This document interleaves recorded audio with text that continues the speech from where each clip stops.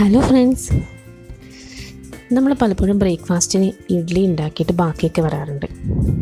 അപ്പോൾ വൈകുന്നേരം അതാരും കഴിക്കൊന്നുമില്ല. അപ്പോൾ അതൊക്കെ വെച്ചിട്ട് നമുക്ക് വൈകുന്നേരത്തെ ഒരു സ്നാക്ക് ഉണ്ടാക്കിയെടുക്കുന്നത് എങ്ങനെയാണെന്ന് നോക്കാം. ഇതിന് വേണ്ട സാധനങ്ങൾ: ഇഡ്ഡലി ചെറുതായി നുറുക്കി വെക്കണം, പിന്നെ വേണ്ടത് ഉള്ളി, പച്ചമുളക്, തക്കാളി, അതുപോലെ കുറച്ച് വെളുത്തുള്ളി ചെറുതായി അരിഞ്ഞെടുത്തത്. ഇതെല്ലാം പൊടിയായി അരിഞ്ഞെടുക്കണം. എല്ലാം അരിഞ്ഞെടുത്തതിന് ശേഷം നമുക്ക് ഉണ്ടാക്കാൻ തുടങ്ങാം. ഇതിനായി ഒരു പാനിൽ അല്പം എണ്ണ ഒഴിക്കാം. എണ്ണ നന്നായി ചൂടായിട്ട് വരുമ്പോൾ നമുക്ക് പച്ചമുളക് ചേർത്ത് കൊടുക്കണം. നന്നായി മുരിയണം. അതിൻ്റെ പച്ചമണമൊക്കെ പോയി നമുക്ക് കഴിക്കുമ്പോൾ നമുക്ക് എരിവില്ലാത്ത രീതിയിൽ നന്നായി മുരിഞ്ഞെടുക്കണം. അതിനുശേഷം വെളുത്തുള്ളി അതുപോലെ ചേർത്ത് നല്ല മുരിഞ്ഞ് വരുന്നത് വരെ വഴറ്റി കൊടുക്കണം. എന്നിട്ട് അതിനുശേഷം നമുക്ക് ഉള്ളി ചേർക്കാം. ഇത് രണ്ടും ആദ്യം നന്നായി മുരിഞ്ഞ് വരട്ടെ. എണ്ണ വളരെ കുറച്ചേ ഉപയോഗിക്കുന്നുള്ളൂ. ഒരു 2 ടീസ്പൂൺ എണ്ണ മാത്രമേ ഉപയോഗിക്കുന്നുള്ളൂ. ഈ പച്ചമുളകും അതുപോലെ വെളുത്തുള്ളിയും നല്ല ചെറിയ പീസസ് ആയിട്ട് വേണം കട്ട് ചെയ്ത് ഇടാൻ. അപ്പോൾ നല്ല ഫ്രൈ ആയി കിട്ടും. ഇത് നല്ല ഫ്രൈ ആയി വരുന്നുണ്ട്. അതുപോലെ കളറും നല്ല മാറ്റം വരുന്നുണ്ട്. പച്ചമുളക് നല്ല യെല്ലോ കളറായി വരുന്നുണ്ട്. അതുപോലെ വെളുത്തുള്ളിയും കളർ ചേഞ്ച് വരുന്നുണ്ട്. ഇനി നമുക്ക് ഇതിലേക്ക് ഉള്ളി ചേർത്ത് കൊടുക്കാം. സവാളയാണിത്. എന്നിട്ട് നന്നായി വഴറ്റി കൊടുക്കുക. ചെറിയ ചെറിയ ക്യൂബ്സ് ആയിട്ട് രീതിയിലാണ് കട്ട് ചെയ്തിട്ടുള്ളത്. നന്നായി വഴറ്റി കൊടുക്കുക. ചെറിയ തീയിൽ വേണം ചെയ്യാൻ വേണ്ടിയിട്ട്. അധികം തീയൊന്നും ഉപയോഗിക്കേണ്ട ആവശ്യമില്ല. നന്നായി വഴറ്റി കൊടുത്തതിന് ശേഷം നമുക്കിതിൽ പൊടികൾ ചേർക്കേണ്ട ആവശ്യമുണ്ട്. പൊടികൾ ഏതെല്ലാം ചേർക്കുന്നത് വെച്ചാൽ മുളക് പൊടി, മഞ്ഞൾപ്പൊടി, അതുപോലെ ആവശ്യത്തിന് ഉപ്പും ചേർക്കുന്നുണ്ട്. ഇതിൻ്റെ കളറ് കുറേശ്ശെ ചേഞ്ചായി വരുന്നുണ്ട്. കുറച്ച് ട്രാൻസ്പെറൻ്റ് ആവുന്ന രീതിയിൽ വരുമ്പോഴാണ് നമ്മൾ പൊടികൾ ചേർത്ത് കൊടുക്കുന്നത്. ഉള്ളി നന്നായി ഡ്രൈ ആയി വന്നിട്ടുണ്ട്. ഇനി നമുക്ക് മഞ്ഞൾപ്പൊടി,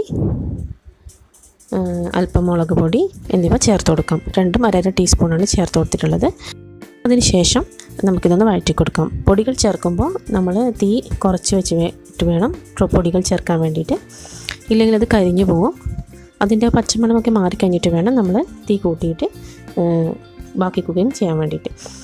ഇതിൻ്റെ പച്ചമണമൊക്കെ മാറി അതിനുശേഷം നമ്മളൊരു 1/2 ടീസ്പൂൺ ഉപ്പ് ചേർത്ത് കൊടുക്കണം. അത്രേ ആവശ്യം ഉണ്ടാവുള്ളൂ. കാരണം ഇഡ്ഡലിയിൽ നമ്മൾ ഉപ്പ് ഓൾറെഡി ചേർത്തിട്ട് കുക്ക് ചെയ്ത് കഴിഞ്ഞതാണ്. അപ്പോൾ ഒരുപാട് ഉപ്പായി പോകും. കുറച്ച് ഈ ഉള്ളിക്കും ഇതിനൊക്കെ പിടിക്കാൻ വേണ്ടിയിട്ട് മാത്രം കുറച്ച് ഉപ്പ് മാത്രം ഇതിൽ ചേർത്ത് കൊടുക്കുക. അത് ചേർത്ത് കൊടുത്തിട്ട് നന്നായി വഴറ്റിയെടുക്കാം.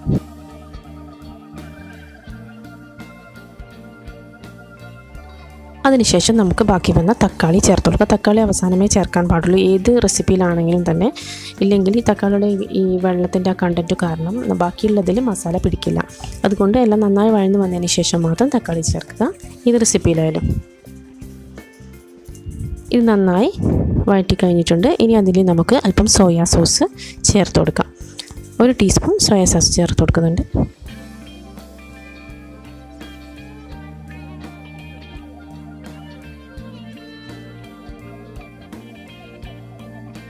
അതോടൊപ്പം ടൊമാറ്റോ കെച്ചപ്പും കൂടി ചേർത്ത് കൊടുക്കാം. ഇതിൽ 3 ടീസ്പൂൺ ടൊമാറ്റോ കെച്ചപ്പ് ചേർത്ത് കൊടുത്തിട്ടുണ്ട്.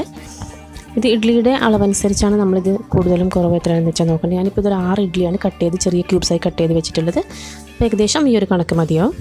ഇഡ്ഡലിയുടെ അളവ് കൂടുതലാണെങ്കിൽ അതനുസരിച്ച് എല്ലാ ഇൻഗ്രീഡിയൻസും കുറേശ്ശെ അളവ് കൂട്ടണം. ഇത് രണ്ടും ചേർത്ത് കൊടുത്തതിന് ശേഷം നമുക്കിതൊന്ന് വഴറ്റി കൊടുക്കാം. ജസ്റ്റ് ഒന്ന് വഴറ്റി കൊടുത്താൽ മതി. അധികം തിളച്ച് വരുന്ന ആ ഒരു പരുവൊന്നാകുമ്പോൾ ജസ്റ്റ് ഒന്ന് വഴറ്റി കൊടുക്കുക. അതിനുശേഷം നമുക്ക് ഇഡ്ഡലി ചേർത്ത് കൊടുക്കാം.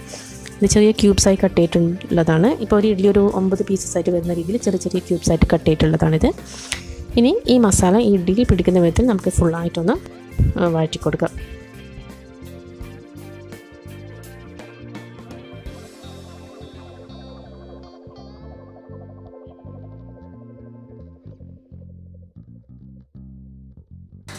എല്ലാം നന്നായി വഴറ്റി കഴിഞ്ഞതിന് ശേഷം നമുക്ക് കുറച്ച് കറിവേപ്പിലയും കൂടി ഒരു ടേസ്റ്റിന് വേണ്ടി ചേർത്ത് കൊടുക്കാം.